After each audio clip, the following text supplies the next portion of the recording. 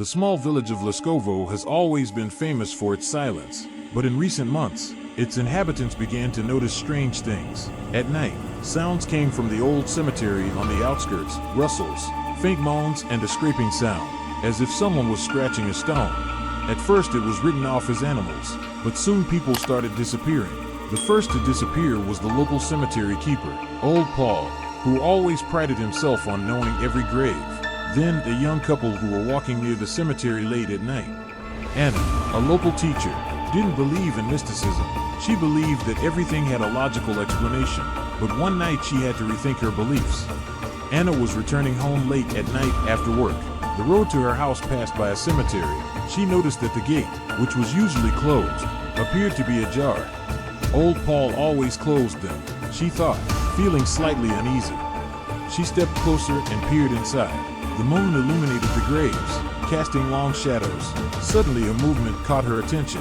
A figure was sitting on one of the tombstones. "Who's there?" Anna shouted, trying to keep her voice firm. The figure didn't answer, but slowly turned its head. Moonlight illuminated the face, and Anna was horrified to recognize Old Paul. His eyes were vacant, his skin pale, and his mouth curved in a ghastly smile. "You shouldn't have come here," he said in a muffled, alien voice. Anna recoiled, her feet stiff with fear, but before she could say anything, the figure disappeared, as if vanishing into thin air. The next day Anna told her neighbor Ivan, who worked in the local administration, what had happened. "It's impossible," he said, rubbing his hands together nervously. "Pavel had died 2 weeks ago. He was found in the very same cemetery." Anna felt a chill run down her spine. "But I saw him. He sat on the headstone and spoke to me." Ivan hesitated, then sighed heavily. "You're not the first person to say that. Several people have claimed to have seen Pavel after his death, but that's impossible." Anna decided to find out what was going on. She went to the local archives to find out more about the cemetery. In the archives, Anna found mention that the cemetery in Leskovo was founded back in the 19th century. It was used to bury people who died under mysterious circumstances, accidents, illnesses that doctors couldn't explain, and even cases of disappearances. But the strangest part was that one of the pages mentioned the curse of the land. It was said that in 1890 a man named Stepan Gorin, whom the locals believed to be a witch doctor, was buried in the cemetery. Immediately after his burial, strange events began to occur in the village. People heard whispers, and some claimed to have seen the deceased coming out of their graves. Anna felt her heart sink. "Is this really happening again?" she whispered. That night Anna could not sleep. Her thoughts kept returning to Pavel, to his empty eyes and words. Toward midnight, she heard a whisper outside the window. It was barely audible, but it sounded like a call. Anna went to the window and looked out. In the distance, by the cemetery, she saw a faint light, as if someone had lit a candle. "I must find out what is going on there," she said to herself. She took the lantern and headed toward the cemetery. When she reached the gate, the light was gone, but the whispering grew louder. It came from deep within the cemetery. Anna took a step forward, then another. Suddenly she heard a scraping sound, as if someone was scratching at a stone. Her gaze fell on one of the graves. The ground in front of her was blasted and the coffin lid had been pushed to the side. A faint but distinct moan came from inside. Anna wanted to run away, but her legs wouldn't obey her. She stood there like a stumbling block when a hand emerged from the grave. "Help me," whispered a voice from beneath the ground. Anna couldn't take her eyes off the grave from which the hand was slowly rising. The voice, weak and hoarse, repeated, "Help me." Her body stiffened, but her mind screamed, "Run." Finally, gathering all her will, she stepped back, but before she could turn around, a figure emerged from the grave. It was a man, or what had once been a man. His skin was pale and gray, and his eyes were empty, as if filled with darkness. "Can you hear them?"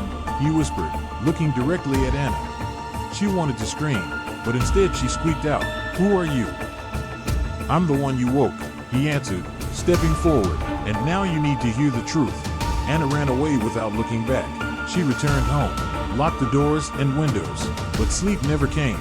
The words kept echoing in her head, "You must hear the truth." The next day she went to the archives again to find out more about Stepan Gorin, who was called the witch doctor. She found an old article from a 19th century newspaper that said Stepan had been executed for witchcraft. He was accused of bringing a curse on the land, causing sickness and death. But the strangest thing was that before he died, he said, "My death will not be the end. I will return, and the land that rejected me will be my home." Anna realized that Stepan's words were a prophecy. His grave could be the source of the evil that had awakened. That night Anna heard the whisper again. This time it was closer, as if it was echoing right in her room. "You're not alone," the voice said. Anna turned around and saw the same figure that had come out of the grave, but now it looked different. Its eyes were human, full of sadness. "I was a victim," he said. "They used me to hold the curse." Anna couldn't believe her ears. "You mean you were brought back to life?" He nodded. "The witch doctor they buried here put a curse on the land, but in order for its power to remain active, sacrifices are needed. I have become one of them." "What can I do?" Anna asked, feeling the fear change to determination. "Find his remains," he answered, "and destroy them." Anna knew it would be dangerous, but she had no choice. She returned to the cemetery armed with a shovel and a flashlight. Her goal was clear: to find Stepan Gorin's grave. The old headstones were covered in moss, and many of them were barely legible, but at last she found what she was looking for. On the stone were carved the words, "Stepan Gorin, condemned and buried." Anna began to dig, despite the fear that clutched at her heart. When she reached the coffin, the air around her felt heavy. The moon was hidden behind the clouds, and everything was plunged into darkness. Anna opened the lid of the coffin and saw a skeleton that looked strangely untouched by time. Clutched in his hands was a small amulet made of black stone. As soon as she touched it, the ground around it began to shake. Other figures began to rise from the graves, their eyes burning with a dead light. "You weren't supposed to touch that," came a muffled voice. Anna turned around and saw Stepan Gorin. His figure was half decayed, but his eyes burned with a bright red light. "You have awakened me," he said. "Now you will become part of my world." Anna grabbed the amulet and ran away, leaving the grave open. The figures of the dead pursued her, but to her surprise, the amulet began to glow. Its light drove away the shadows, giving her a chance to reach her home. As she closed the door behind her, she felt the amulet pulsing in her hand. She realized it was not just a thing, but the key to breaking the curse. But now she knew that Stepan Gorin would not stop until he regained his power. Anna sat in her room, clutching the strange amulet in her hand. Its surface was cold, but inside she felt a pulsation, as if it were alive. The events at the cemetery had left her terrified, but she knew there was no stopping. Stepan Gorin, the witch doctor whose grave had been the source of the curse, had been awakened. His shadow now hovered over the village, and Anna knew he would not stop until he regained his power. Anna decided to consult the archives again. She felt the amulet was a clue. She managed to find mention of it in one of the old books. Amulet of Darkness contains the power to hold souls. If it is destroyed, the curse of the land will be broken, but the darkness will be released. Those words made Anna think. Destroying the amulet could stop Gorin, but the price was high. She decided to speak to the figure that had appeared to her earlier, the soul of one of the reanimated dead. That night, she heard the whisper again. "Did you find what you were looking for?" the voice asked. Anna turned around and saw the very man who had emerged from the grave. "The amulet can be destroyed, but it will release the darkness," she said. "It is the only way," he replied. "Gorin uses the amulet to sustain his existence. By destroying it, you will rob it of its power." "What's going to happen to you?" Anna asked. The man smiled sadly. "I will go back to where I belong." Anna knew she had to act quickly. She returned to the cemetery with the amulet and the shovel. The moon was shining brightly, but the air was tense, as if nature itself sensed something terrible approaching.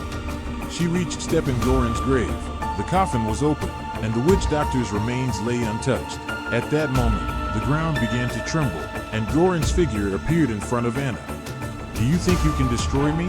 he said. His voice was rumbling, as if it came from the air itself. "I will stop you," Anna replied, trying to hide her fear. Gorin grinned. "You don't even realize what you're dealing with." The figures of the dead began to rise from the graves, surrounding Anna. She clutched the amulet, feeling its light flare in her hands. "You can't use its power," Gorin said, holding out his hand. "Give it to me." Anna took a step back and picked up the amulet. The light became blinding, making the dead men stop. "This is your end," she whispered and threw the amulet to the ground, shattering it into pieces. At that moment, the darkness around her began to shrink, as if drawn into a single point. Gorin screamed. His figure began to melt away, and one by one the dead fell to the ground, turning to ashes. When it was over, Anna fell to her knees. The ground no longer shook, and the cemetery was quiet again, but she sensed that something had changed. The amulet had been destroyed, but the darkness it contained was now free. Anna knew her actions had saved the village, but perhaps opened the door to something even more dangerous. For the last time, she heard the voice of the very man. "Thank you, we are free now." His figure disappeared, leaving Anna alone. The next day the village looked peaceful again, but Anna couldn't shake the feeling that it was only the calm before the storm. A strange shadow appeared in the sky, looking like the silhouette of a bird that had been watching her. She knew now that her battle with darkness had just begun. After the destruction of the amulet, the village of Leskovo fell into a strange peace. The cemetery became quiet. No more rustles or moans were heard. The inhabitants began to return to their normal lives, as if nothing had happened, but Anna knew it was far from over. Every night she had dreams in which the figure of Stepan Gorin whispered to her, "You have freed me, but you have also freed what lurked in the shadows." Her anxiety grew. The darkness she had released was free, and Anna felt it would still return. One night, as the moon hid behind the clouds, Anna heard a scream. She ran outside and saw her neighbor Ivan standing outside his house. "What happened?" she asked. It was something in my house," he replied, panting. "I heard footsteps, and then I saw eyes in the dark." Anna entered Ivan's house, but found nothing inside. But there was a faint smell of burning in the air, and on the wall in one of the rooms was scratched a symbol similar to the one engraved on the amulet. "It's her," Anna whispered. "Who?" Ivan asked fearfully. "The darkness I freed." Anna knew she needed to find out more about what had happened after the amulet was destroyed. She returned to the archives, hoping to find answers. In one of the old books, she found mention of free darkness. It was said that destroying artifacts that held dark forces could release them, but they would become chaotic and begin to seek a new host. "The darkness will seek to unite with the one who freed it," the text read. Anna realized that she was now the target of this force. That same night, Anna heard a strange knock on the door. When she opened it, she saw a stranger in a long dark cloak. His face was partially hidden by the hood, but his eyes shone with a strange light. "You are Anna," he said. It wasn't a question, but a statement. "Who are you?" she asked, not hiding her disbelief. "My name is Artemius. I am a hunter of darkness," he answered. "I know you freed her, and I'm here to help you." Anna didn't know if she could trust him, but she had no choice. "What do I have to do?" she asked. "Find the source that the darkness seeks and destroy it before it connects with it." Artemius explained that the darkness was probably looking for a place of power, a point where its influence would be maximized. Anna immediately thought of the cemetery. They went there at night, armed with consecrated water, silver daggers, and ancient amulets that Artemius had brought with him. As they entered the cemetery, everything around them seemed unusually quiet. The air was heavy, and the moon shone so brightly that its light seemed almost artificial. In the center of the cemetery, in the place of Stepan Gorin's grave, there was now a huge hole. Around it, symbols were inscribed on the ground, glowing with a faint red light. "It's already here," whispered Artemius. A thick black smoke rose from the pit and began to take shape. The darkness took on a face-to-face of Stepan Gorin, but distorted, as if broken. "Did you think you could destroy me?" he said in a voice that echoed throughout the cemetery. Anna picked up the amulet Artemius had given her and pointed it at the figure. The darkness screamed, but did not disappear. "It's not enough," Artemius said. "It's too strong." Anna remembered the words from the book. Darkness can be destroyed only if you combine it with something light, something pure. "It has to be me," she said. "You can't," Artemius shouted. "She will destroy you." "But if I don't, she'll destroy everyone else," Anna replied. She stepped forward, picked up the amulet, and spoke the words she had seen in the book. The darkness screamed and rushed towards her. When the darkness touched Anna, she felt the coldness fill her body, but at the same moment, the symbol on her hand began to glow, emitting a bright light that tore the darkness apart. The cemetery lit up, and the figure of Stepan Gorin disappeared forever. Anna fell to the ground, feeling her strength leave her. Artemius ran up to her and lifted her in his arms. "You saved them," he said. Anna smiled weakly. "But at what cost?" The next day, the village came alive again. People went back to their business, and no one else heard whispers or saw shadows. Anna knew that now her life would never be the same. She felt that some of the darkness remained in her, but now she could control it. "You have become part of this battle," Artemius said before he left. "If the darkness returns, you will be ready." Anna watched him leave and knew her story was just beginning. After Anna defeated the darkness and destroyed its source, the village of Leskovo was at peace again. The cemetery no longer made ominous noises, and the tombstones stood in their places as if nothing had happened. But Anna knew that the price for that peace was high. Anna took a long time to recover from her encounter with the darkness. She felt a part of her soul change. The symbol on her hand was gone, but sometimes she thought she could still feel its warmth. One night she dreamed again, and its Stepan Gorin stood on the edge of her grave, but his gaze was different, calm. "You gave me what I was looking for," he said. "You freed not only the village, but also me." Anna awoke with the feeling that her mission was complete. Artemius, the darkness hunter, stayed in the village for a short time. He helped Anna clean the remnants of the ritual symbols in the cemetery and destroy books that could reawaken evil. "You're stronger than you think," he said before he left. "If you ever need help, just call." Anna watched him leave and felt that this mysterious man had played an important role in her life. Months passed. The village of Leskovo had fully returned to its normal life. The inhabitants were no longer afraid of the night, and the cemetery became just a resting place for the departed. Anna continued to work as a teacher, but her view of the world had changed. She realized that evil can hide in the most unexpected places, but it can be fought if you are brave enough. One evening when Anna was walking through the forest, she noticed something unusual. There was a symbol carved into one of the trees that reminded her of those events. But instead of fear, she felt confidence.